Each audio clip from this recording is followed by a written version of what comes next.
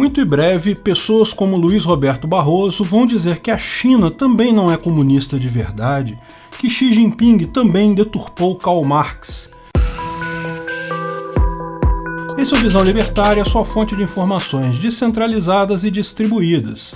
Em 1992 foi publicada a obra máxima do historiador Francis Fukuyama, denominada O Fim da História e o Último Homem, em que o célebre escritor discorria sobre a derrocada dos sistemas totalitários como o fascismo e o comunismo, e a ascensão inconteste do sistema liberal. Como foi uma ideia trazida na esteira da queda da União Soviética, a tese de Fukuyama continha, a princípio, um certo charme e apelo intelectual. Mas os anos seguintes trouxeram novos desafios que contestaram a liderança da economia de mercado. Sem sombra de dúvidas, a potência antagonista que mais se destacou neste período foi a China comunista, com sua economia pavimentada por um dirigismo estatal totalitário.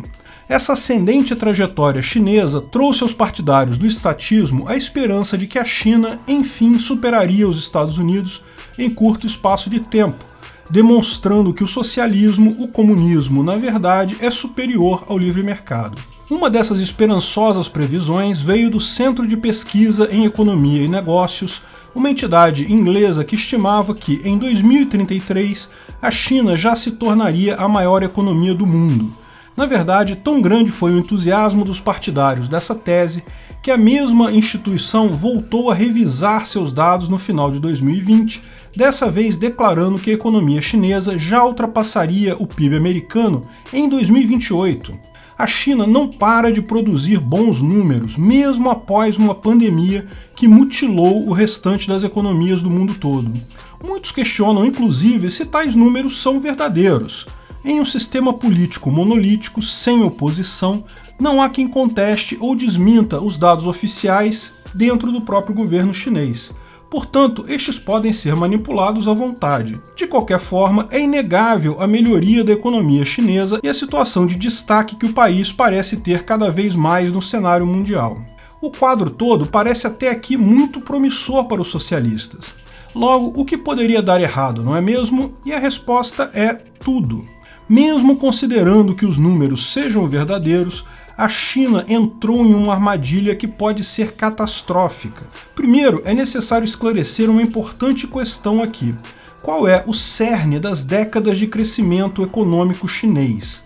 Alguns poderão afirmar que foi o investimento em tecnologia que multiplicou os índices de riqueza chinesa, que a economia do século XXI, de modo geral, gira em torno de software e hardware. Outros podem dizer que foi justamente devido à abertura do seu mercado, a ter implementado o capitalismo aberto ao mercado, como Deng Xiaoping fez nesses últimos anos, embora a sociedade como um todo continuasse sendo dirigida com mãos de ferro pelo partidão. Na verdade, a vantagem que a China usufruiu e lançou o país às alturas veio de uma combinação de vários fatores, mas está atrelado essencialmente à questão do bônus demográfico. O bônus demográfico pode ser entendido como uma janela de tempo em que um país possui a maior parte dos seus habitantes em idade produtiva, geralmente dos 15 aos 64 anos. Nessa janela de tempo, os indivíduos estão trabalhando, aprendendo novas habilidades, o que resulta sempre numa maior prosperidade geral. O inverso disso acontece quando essa parte maior da população se aposenta e passa a consumir a poupança acumulada. Assim, quanto maior a idade média das pessoas em um país, menor deverá ser a riqueza absoluta produzida. No geral, esse quadro culmina numa espécie de armadilha malthusiana, em que o país terá milhões de bocas para alimentar e só um punhado de pessoas trabalhando para suprir a demanda por recursos. Feitas essas considerações, podemos entender facilmente o caso chinês. Embora a riqueza absoluta total produzida pelos chineses venha ano a ano se aproximando do PIB americano, é necessário pontuar que, para alimentar sua enorme fábrica, a China contou até aqui com uma população de 1,4 bilhão de pessoas, sendo que parte significativa desses estavam em idade produtiva, estavam dentro do chamado bônus demográfico. E aqui vão as más notícias. Em 2050, a China terá 25% da sua população formada por idosos. Outra previsão desafortunada declara que para cada 100 pessoas trabalhando, a China terá 45 pessoas inativas em um futuro não muito distante. O diagnóstico é simples: a China hoje está colhendo aquilo que ela mesma plantou, principalmente por conta da sua desastrosa política do filho único. Essa política, que foi válida entre 1978 e 2015, proibia mulheres chinesas de terem mais de um filho. O objetivo é fácil de entender: evitar a superpopulação. Parece uma mágica solução estatal como todo socialista gosta. Basta martelar a solução mais simples do mundo para resolver um problema, não é mesmo? Mas esquecem os socialistas que as regras idiotas e simplistas têm efeitos muito além daqueles pretendidos. A China conseguiu diminuir seu crescimento? Sim, à custa de muito sangue. Por questões culturais, chineses preferem filhos homens. Isso fez com que muitas mulheres abandonassem meninas para a morte para tentar outra vez e ter um filho homem. Como resultado disso, a taxa de natalidade caiu dentro do que eles esperavam na primeira geração, mas agora está caindo muito mais. Em muitos lugares da China existem muito mais homens do que mulheres, e isso deprime ainda mais a taxa de natalidade. E não é só isso: como todos os filhos de chineses são filhos únicos, isso gera um conjunto de barreiras sociais e psicológicas particularmente preocupante. Por exemplo, no exército, é conhecido o problema que as tropas chinesas possuem de insubordinação e aversão ao risco. A política do filho único, uma ideia desastrada que só poderia sair da cabeça vazia de um burocrata socialista que acha que essas medidas simplistas resolvem alguma coisa, pode acabar destruindo completamente o futuro da China, principalmente porque não tem como voltar atrás. Mesmo que se permitam mais filhos por mulher agora, o tempo que vai levar para essa geração ter filhos e a próxima geração equilibrar o número de homens e mulheres vai ser enorme. Com isso, a China está chegando no final do seu bônus demográfico, está se caminhando para uma armadilha demográfica que pode ser fatal. Veja, todos os países passam por um período de bônus demográfico, tipicamente associado à urbanização. O Brasil passou por isso já nos anos 1970. Muitas das conquistas que são atribuídas aos militares por aqui, de fato, foram resultado do bônus demográfico. O Brasil chegou a crescer 10% ao ano no início da década de 70. Porém, quando a situação acabou, quando chegaram os anos 1980, tivemos a famigerada década perdida. Foi a nossa armadilha demográfica. Mas o caso chinês é especial. A armadilha demográfica lá vai ser muito pior do que no resto do mundo devido a essa política do filho único, que afetou não apenas a natalidade de uma geração, mas toda a tendência de natalidade futura. Até mesmo as reformas recentes introduzidas naquele país concordam com esse nosso exame.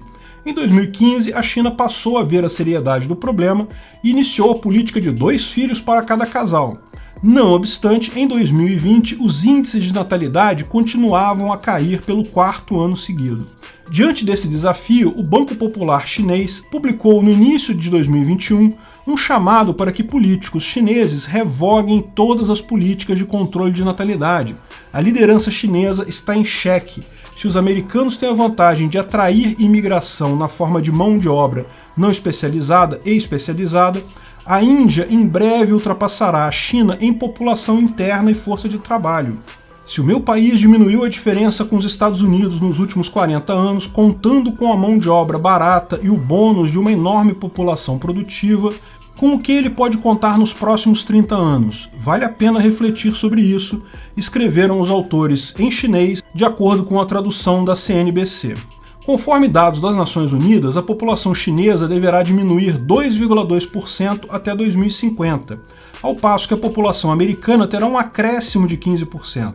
E lembre-se, a quantidade de nativos na China vai explodir. E já que também mencionamos a questão imigratória, vale constar que são vários fatores que colocam a China como muito menos atrativa nesse quesito. Primeiro, barreiras linguísticas, mas principalmente a questão do próprio governo chinês: invasão de privacidade, censura, ausência de garantias legais mínimas de que burocratas não possam simplesmente sumir com você sem mais ou sem menos. Você deve considerar todos esses fatores se cogita em trabalhar em território chinês. Inclusive, os uigures certamente teriam uma ou duas coisas a dizer sobre isso. Mesmo hoje, a questão demográfica sendo o grande calcanhar de Aquiles do Partido Comunista Chinês, nem por isso devemos esquecer que um castelo de cartas chinês já apresentava muitas outras rachaduras decorrentes justamente da impossibilidade do cálculo econômico sob o socialismo. Recursos escassos investidos em cidades fantasmas, trens que ligam nada a lugar nenhum, todos esses são exemplos típicos que socialistas gostam de fingir que não existem. Não obstante, a taxa de ocupação de imóveis na China fica entre 10% e 20%, segundo os dados oficiais. Estamos falando de 50 milhões de residências vazias. Curiosamente, assim como os chineses continuam a comprar mais imóveis, o que representa muito provavelmente uma atitude desesperada de lutar contra a inflação da moeda, é um sintoma muito próximo do que acontecia aqui no Brasil durante os anos 80. O intervencionismo estatal cobra seu preço. No início, ele pode até fazer com que homens como Zhong Zhanshan multipliquem seu patrimônio 10 vezes de um ano para o outro. Mas a desastrada gestão dos recursos escassos culmina sempre em descontrole de preços, do mesmo tipo que a China enfrentou em recente escalada do preço do carvão.